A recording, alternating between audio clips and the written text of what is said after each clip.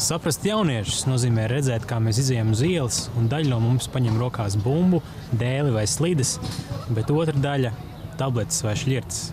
Ir taču tik daudz dažādu piemēri, kas spējuši mūs iedvesmot, kā piemēram futbols, basketbols, skriešana, ielu vingrošana.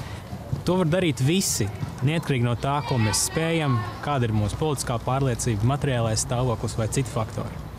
Šādām lietām ir nepieciešams lielāks valsts, gan arī pašvaldības atbalsts, un mēs to panāksim. Rīga var stiprāk un veselīgāk. Kopā ar Rīgas jauniešiem es zinu, kā to realizēt turpmāko 4 gadu laikā. Mana aizraušanās ir burāšana, un es ar to nodarbojos visu mūžu. Rīga ir pilsēta, kas ir apveltīta ar daudz ūdeņiem, ar lieliem ezeriem, ar Daugavu un ar jūras tūmu. Diemžēl pēdējos 20 gadus Rīgas doma nav pievērsus pietiekošu uzmanību ūdeņa attīstībai. Sporta bāzes panīkst, ezera aizaug un ūdens sports mums aiziet vēsturē. Ūdens sports ir dzīvesveids, kas tiek pārmantots no paaudzes uz paaudzes. Tas stiprina ģimenes tradīcijas un veicina veselīgas sabiedrības veidošanos. Ūdens un vējš mums ir dabas dots. Un kopā ar valdību mēs varam attīstīt infrastruktūru, atjaunot sporta bāzes un atdot ūdeņus rīdziniekiem. Rīga var labāk izmantot savas iespējas, ko tai ir devusi daba. Balsojiet par Reformu partiju un kopā atgūsim savus ūdeņus.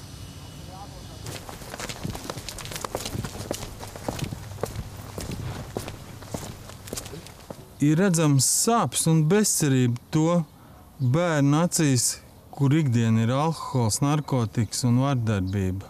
Strādājot ar šiem bērniem, es esmu sapratis, ka viņiem ir jāpalīdz.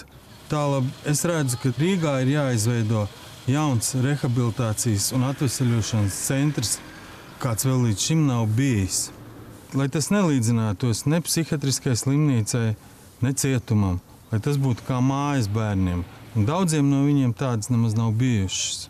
Domāju, ka svarīgi ir cīnīties ne tikai ar sekām, bet saulaicīgi strādāt ar cēloņiem. Tas nozīmē strādāt saulaicīgi ar ģimeni, ar vecākiem paklupušajiem, kur netiek galā dažkārt ar saviem pienākumiem. Es ticu, ka Rīga kopā ar Reformu partiju var dot lielāku atbalstu ģimenēm un bērniem. Mēs varam to.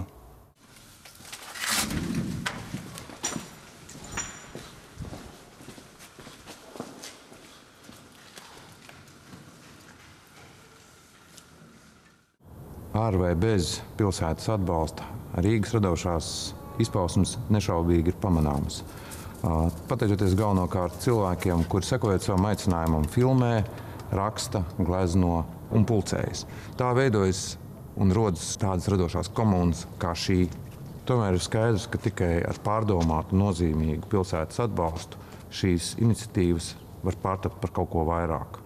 Viens no priekšnosacījumiem, lai Rīgu uzskatītu par pilnvērtīgu pasaules kultūras pilsētu, ir radīt iespējas šīm radošajām komunām, māksliniekiem ar saviem darbiem iziet pasaulē. Rīgas resursi jāiegulda ne tikai kultūras saglabāšanā, bet arī jaunu ideju radīšanā, vides radīšanā šīm idejām. Jau nākošais gads Rīga kļūs par Eiropas kultūras galvaspilsētu. Šī iespēja jāizmanto, lai pilnveidotu Rīgas kultūru vidi, lai Rīga organiski iekļautos Eiropas vadošo pilsētu kultūras apritē. Kultūra un māksla iet pa priekšu laikam, un mēs, Reformu partija, zinām, kā izmantot Rīgas potenciālu šajā jomā.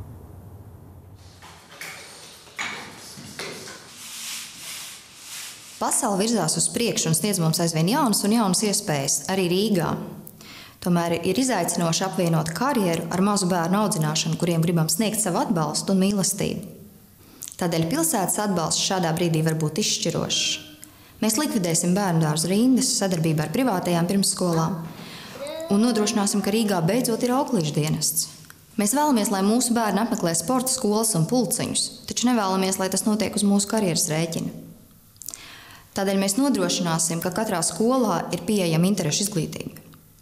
Mēs zinām, Rīga var vairāk. Rīga var vairāk tās bērniem, un Rīga var vairāk šo bērnu vecākiem.